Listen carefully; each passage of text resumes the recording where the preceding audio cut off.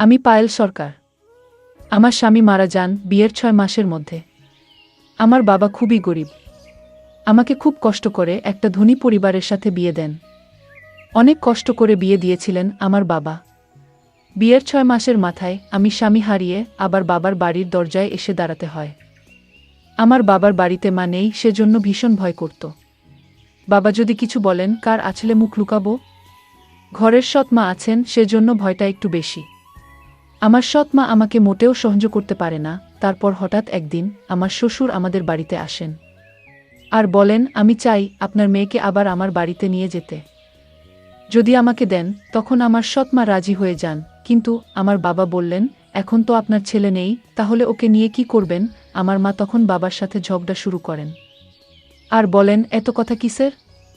উনি বলছেন নিয়ে যাবেন, নিতে দাও। উনার বাড়ির বড় ছেলে মারা গেছে, তাতে কি হয়েছে? ওটা তো ওর শ্বশুর বাড়ি, যেতে তো পারে। মায়ের ঝগড়ায় বাবা ও আমার শ্বশুরকে আর কিছু জিজ্ঞেস করেননি। এক কথায় বলে দিলেন, মেয়েটি যদি সুখী থাকে তাহলে বাবা হয়ে আমিও অনেক খুশি। ওকে নিয়ে যান। তখন আমার শ্বশুর আমাকে বলেন, নাও, কাপড় চোপড় গুছিয়ে নাও। আমিও কাঁদতে কাঁদতে একটা ব্যাগে কাপড় ঢুকাতে শুরু করি।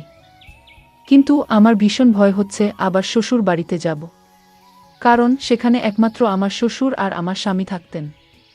আর কেউ নেই ওই পরিবারে। তারপরও সবকিছু জেনে আমার বাবা মা আমাকে ওখানে পাঠিয়ে দিচ্ছে। জানি না কি হতে চলেছে আমার সাথে, কিন্তু যাই হয়ে যাক না কেন, আমাকে আর এই বাড়িতে ফিরে আসতে দেবেন না। আমার সৎ মায়ের সমস্ত অন্যায় অত্যাচার সহ্য করে আমার শ্বশুরের বাড়িতে থাকতেই হবে। আমি শ্বশুরের বাড়িতে পৌঁছানোর পর আমি আমার ঘরে জামাকাপড় পাল্টাচ্ছিলাম। তখন আমার শ্বশুর এসে আমার ঘরে ঢুকেন আর বলেন, বৌমা যাও তো, একটু চা করে নিয়ে আসো। শ্বশুরের কথায় আমি তাড়াতাড়ি রান্নাঘরে গিয়ে চা করে নিয়ে আসি। আমি আর শ্বশুর বসে বসে চা খেতে খেতে শ্বশুর আমাকে বললেন, তুমি তো জানো এই বাড়িতে আমি একদম একা। আমার ছেলে ছিল একমাত্র সন্তান। তোমার শাশুড়িও অনেক আগে মারা গেছে। সেজন্য আমি তোমাকে এই বাড়িতে নিয়ে এসেছি, যাহাতে আমি বুঝতে না পারি যে এখানে আমি একা আছি। আমি বললাম, বাবা একদম চিন্তা করবেন না, আমি তো আপনার পাশেই আছি, সবসময় আপনার পাশে থাকব, একদম মেয়ের মতো করে। তখন আমার শ্বশুর বলেন, আমি জানি তুমি আমার পাশে থাকবে, কারণ তোমার সৎ মা তোমাকে ওই বাড়িতে কখনো শান্তিতে থাকতে দেবে না। কিছুদিন এভাবে ভালোই কাটল। হঠাৎ ৮-৯ মাস পর একদিন রাতে আমি আমার রুমে শুয়েছিলাম। গভীর রাতে শুনি দরজায় টকটক আওয়াজ। তখন আমি বুঝতে পারি আমার শ্বশুর, কারণ এই বাড়িতে আমিও বাবা ছাড়া আর দ্বিতীয় কোনো মানুষ নেই। আর রাত ১২টার সময় ঘরে কে বা আসবে, বাবার কিছু দরকার ভেবে আমি দরজা খুলে দিলাম। দরজা খোলা মাত্র আমার শ্বশুর আমাকে জড়িয়ে ধরেন আর বলেন, বৌমা আমি পড়ে গিয়েছিলাম বাথরুমে, কোমরে ভীষণ ব্যথা পেয়েছি, যদি একটু মালিশ করে দিতে তাহলে হয়তো একটু আরাম পেতাম। আমি তখন আমার শ্বশুরকে বিছানায় শুইয়ে দেই ও উনার ঘর থেকে গিয়ে মালিশ নিয়ে আসি। বাবার বয়স ৫২ বছর, কিন্তু ততটা বুড়ো হননি, এখনো জোয়ান মনে হয়। আমার স্বামী একটু অল্প বয়সে বিয়ে করেছিল, আর অল্প বয়সেই এই পৃথিবী থেকে চলে যেতে হলো। আমি বসে বসে শ্বশুরের কোমরে মালিশ লাগিয়ে দিচ্ছি। আমার শ্বশুর কেমন করে যেন আমার দিকে অদ্ভুতভাবে তাকাচ্ছিলেন।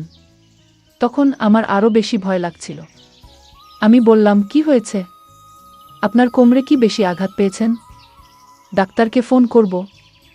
আমার শ্বশুর বলল, না বৌমা থাক, তুমি মালিশ করে দিচ্ছ, এতেই আমি অনেক আরাম পাচ্ছি, ডাক্তারকে আর ফোন করতে হবে না। শ্বশুরের এমন অদ্ভুত আচরণ দেখে আমি বলি, বাবা আপনি বরং এখানেই শুয়ে পড়েন, আপনার কোমরে ব্যথা নিয়ে কি করে ঘরে যাবেন? আমি বরং আপনার ঘরে গিয়ে ঘুমিয়ে পড়ি আমার কথা শুনে। আমার শ্বশুর বলে, এটা কি বলছো বৌমা? এই অবস্থায় আমাকে এই ঘরে একা ফেলে তুমি চলে যাবে? রাতে যদি আমার বাথরুমে যাওয়ার দরকার পড়ে তাহলে আমি একা একা কি করে যাব? তার চেয়ে বরং তুমি এখানেই শুয়ে পড়ো। বাবার কথায় আমিও ভয়ে ভয়ে আমার ঘরের সোফায় শুয়ে পড়ি। তখন আমার শ্বশুর আমাকে বলে, আমি চাইলে আবার বিয়ে করতে পারতাম, কিন্তু তোমার দিকে তাকিয়ে আমি আর বিয়ে করিনি। আমার ছেলে মারা যাওয়ার পর আমি ভেবেছিলাম আবার বিয়ে করব, কিন্তু তখন আমার মনে হলো তোমার সৎ মা তোমাকে ওই বাড়িতে কখনো শান্তিতে থাকতে দেবে না, সেজন্য তোমাকে আমার বাড়িতে নিয়ে আসি। আমার ছেলে মরার আজ ১১ মাস হয়ে গেছে।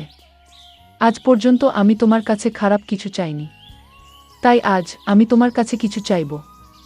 আশা করি আমাকে ফিরাবে না। তখন আমার শ্বশুর বলল, আমি চাই তুমি আমাকে বিয়ে করে নাও, তাহলে কেউ আর কিছু বলতে পারবে না। তখন আমি আমার শ্বশুরকে বলি, বাবা, আপনি এসব কি বলছেন? আপনি আমার বাবার মতন, আপনি আমার শ্বশুর, আর শ্বশুরের সঙ্গে কি বিয়ে সম্ভব? তখন বাবা বলেন, দেখো বৌমা, আমি মানছি যে একসময় আমি তোমার শ্বশুর ছিলাম, কিন্তু 11 মাস হয়ে গেছে তোমার স্বামীর মৃত্যুর। এখন আমাদের মধ্যে আর তেমন কোনো সম্পর্ক নেই। আর আমার দিকে দেখো তো, আমি কি এতটাই বুড়ো হয়ে গেছি যে আমি কিছু করতে পারবো না? তুমি ভেবে দেখো, আমাকে বিয়ে করলে তোমার সৎ মায়ের থেকে একটু শান্তিতে থাকতে পারবে এই বাড়িতে, তা না হলে আমার এভাবে জীবন চলবে না। আমাকে আবার কাউকে না কাউকে তো বিয়ে করতেই হবে। যদি আমি অন্য কাউকে বিয়ে করি, তাহলে এই অবস্থায় তুমি আমার বাড়িতে থাকতে পারবে না। তার চেয়ে বরং আমি যা বলছি সেটা মেনে নাও। শ্বশুরের কথা শুনে আমি ভীষণ ভয় পেয়ে যাই, কারণ একটু আশার আলো পেয়েছিলাম যে আমার শ্বশুর আমাকে আশ্রয় দিয়েছেন, কিন্তু উনার মনেও নিজের স্বার্থের কথা শুনতে পেলাম। এখন আমি কি করব? আমি জানি না। আমার কাছে কোনো রাস্তাটা ভালো। এখন যদি আমি শ্বশুরের কথায় রাজি না হই, তাহলে আমার শ্বশুর আমাকে এই বাড়ি থেকে তাড়িয়ে দেবেন, আর আমি বাবার বাড়িতে গিয়ে কোনো শান্তি পাব না।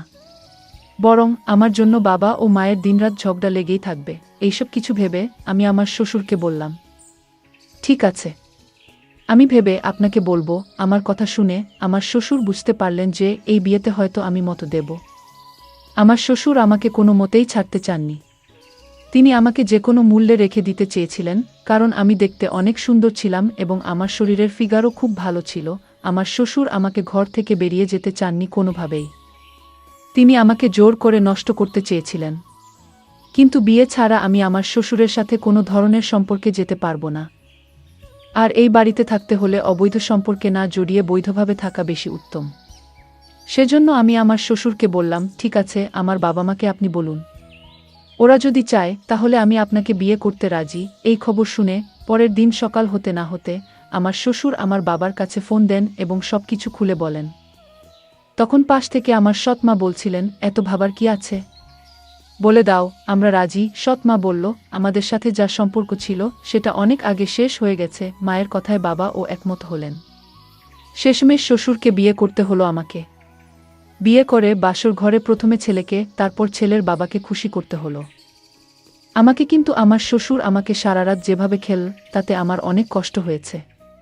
আমার কাছে মনে হয়নি উনার 52 বছর বয়স, মনে হলো উনি 24 বছরের যুবক। আমার শ্বশুর খুব ভালো খেলোয়াড়। আমি সকালে খুঁড়িয়ে খুঁড়িয়ে হাঁটছিলাম, কারণ আমার শরীরের সব অঙ্গপ্রত্যঙ্গ ব্যথা হয়েছিল। তখন আমার মনে হলো যে এই পৃথিবীতে আমার মা বেঁচে থাকলে হয়তো আমাকে এত কষ্ট পেতে হতো না। মাকে যদি ভিক্ষা করে খেতে হতো, তখনও আমাকে এভাবে শ্বশুরের সাথে বিয়ে দিয়ে এই বাড়িতে থাকতে দিত না। বাবা যতই আপন হোক না কেন।